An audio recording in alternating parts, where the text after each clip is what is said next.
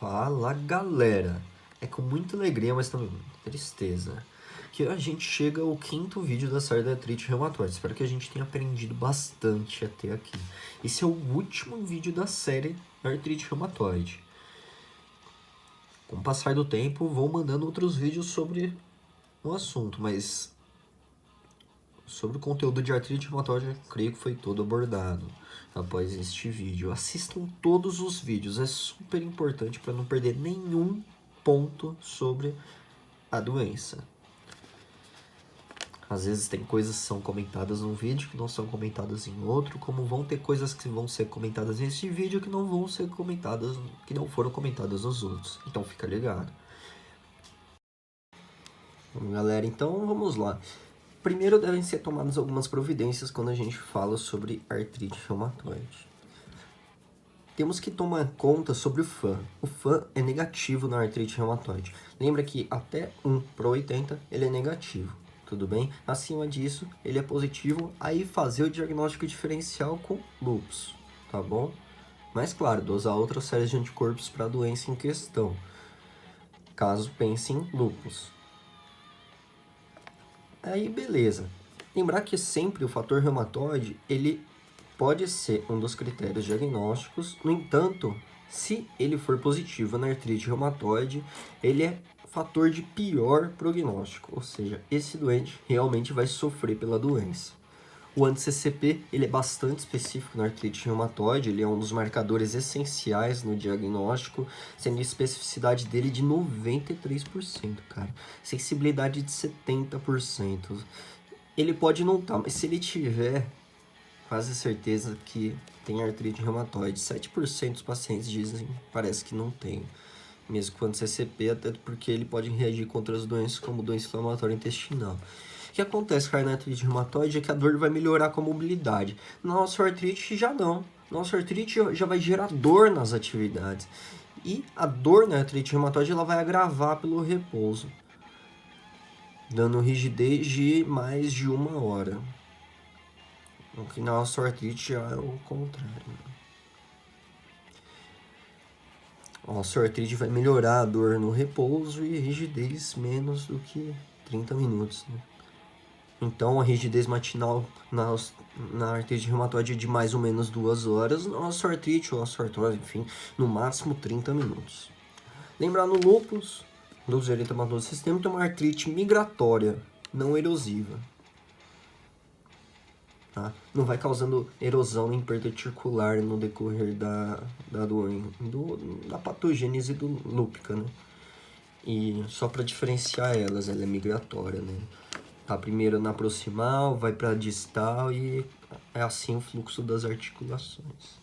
Primeiro punho, depois metacarpo, depois interfalangiana, depois metacarpo falangiana, depois falangiana proximal e por aí vai, né? Interfalangiana proximal, distal e pimba, né?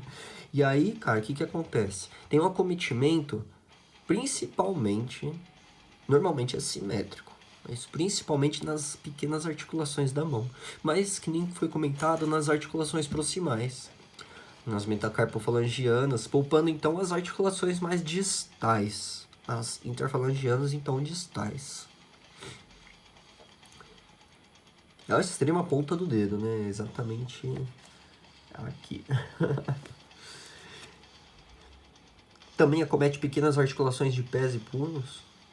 Lembrando que nas interfalangianas distais, né, da mão vai ocorrendo principalmente na osteoartrite e na artrite psoriásica.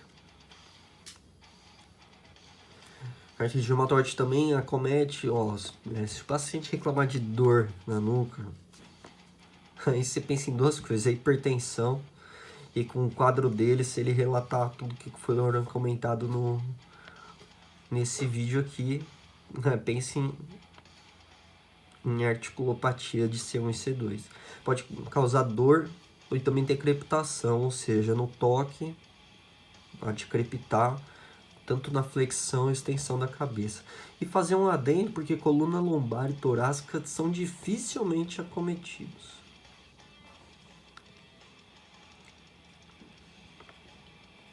Beleza?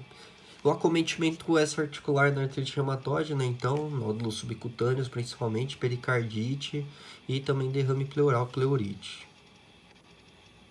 Principal, é o que tem que gravar. Certo? O que acontece aqui com os critérios de 1987 é que eles foram revisados. E agora os de 2010, eles foram criados então, né, junto com a Liga Europeia contra o Reumatismo, para fazer diagnóstico mais precoce da doença, melhorar o subdiagnóstico da artrite reumatoide. Aí então, só para pontuar, né, que nem foi comentado em outro vídeo, no Clínica Quadro Clínico, no vídeo 4, né, parte 4 da artrite reumatoide, lá foi bem comentado com relação a isso, tanto os critérios antigos quanto os critérios atuais de 2010. E aí, os de 2010 é o que tem que ficar gravado, tem que ficar ligado o porquê que teve essa mudança, que nem foi comentado agora há pouco, como também os critérios atuais têm que ficar gravados, envolvimento articular, né, a pontuação deles, sorologia também, né, fator reumatoide e o anti-CCP, como também proteínas de fase aguda, PCR, VHS e a duração dos sintomas. Beleza? Então, para o paciente ter artrite reumatoide, ele precisa ter uma articulopatia com duração maior do que 6 semanas, que não se explique, maior ou igual que 6 semanas, que não se explique por outra articulopatia. Dá pra gente ver aqui nos critérios diagnósticos que o que não está incluso aí. Então, não está incluso critérios radiológicos. Não precisa de critério radiológico para fazer diagnóstico de artrite reumatoide, então. Tá bom? A gente consegue analisar a articulopatia exatamente pelo exame físico. A gente conseguiria dar o diagnóstico pela duração dos sintomas, como também apenas pelo envolvimento articular. Não precisa, então, de exame de sangue para isso. Beleza? São coisas assim que tem que ficar um pouco claras. Certo? E outra coisa, nódulos subcutâneos não está incluso em critérios diagnósticos. Não tem aí também critérios diagnósticos para envolvimento extra-articular, como pericardite ou pleurite. Então tem que ficar gravado. Envolvimento articular, sorologia, proteínas de fase inflamatória e a duração dos sintomas, a temporalidade. Isso tem que ficar gravado. São os novos critérios para a artrite reumatoide de 2010 da American College of Rheumatology, como também da Liga Europeia contra o Reumatismo. Então, paciente com artrite reumatoide, com relação ao tratamento, ele tem que estar usando droga modificadora da doença, senão a doença vai acabar com ele. Anti-inflamatório e corticoide não interrompem o fluxo natural, a história natural da doença. A doença vai progredir se não for evitada. Como que evita isso? Metotrexato, hidroxicloroquina, antimalárico, né? Sulfasalazina também pode ser usado, imunobiológicos também, imunoglobulinas.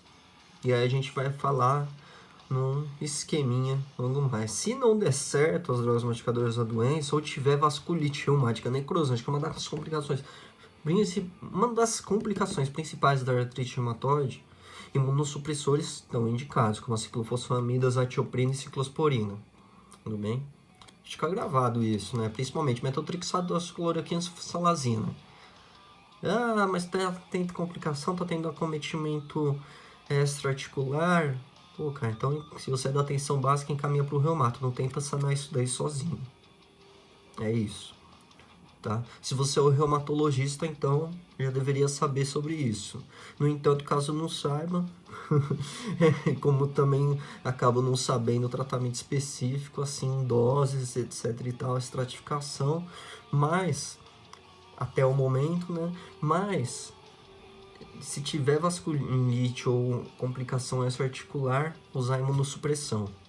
Fazer imunossupressão associada às drogas modificadoras da doença. Utilizar elas em dose menor, como também usar os imunossupressores. e avaliar imunobiológicos, caso não dê certo. Então, para ficar organizando o pensamento, ficar bem amarrado esse lance, cara, na artrite reumatoide, tá com dor, iniciar online.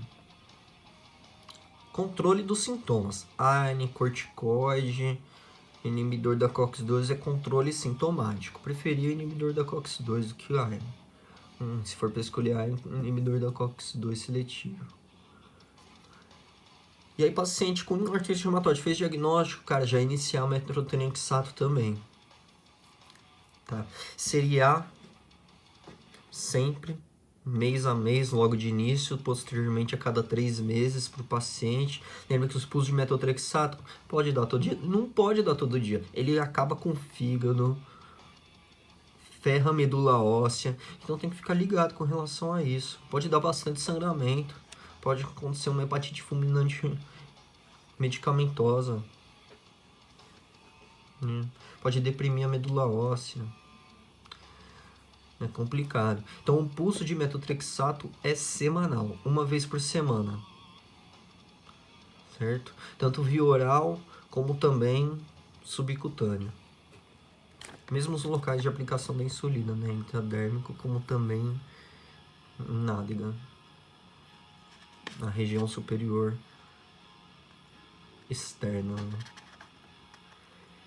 E aí, o que acontece? Voltando então, né, reorganizando aqui, tem que começar um anti-inflamatório, então sintomático, mais o metotrexato. Logo no diagnóstico, para evitar os problemas ósseos, como também envolvimento articular, etc. Quando começar com o metotrexato, já iniciar com ácido fólico. Ou seja, o paciente vai fazer o uso na segunda-feira de metotrexato. Toda segunda-feira vai fazer o uso de metotrexato na unidade de saúde. Então, e na unidade de saúde, utilizar o metotrexato. Na terça-feira, então, vai utilizar o ácido fólico. Para não depletar tanto DNA para ele. Fazer esse aporte aí. Tá? Se tiver efeitos colaterais com relação ao tratamento do inflamatório não esteroidal, preferir, então, mais, né, inibidores seletivos da COX-2, que não foi comentado. Se fator de risco para descompensação renal, troca o ARNI e utiliza corticoide. Aí fica a rola para escolher, né? Prednisolona, metiprednisolona, aí só escolher. Tá? Descompensação renal, né? ECC grave, né? Muita volemia, né? Hipertensão de difícil controle, renal crônico, ou um paciente hipovolêmico com pouco volume, que possa causar dano renal.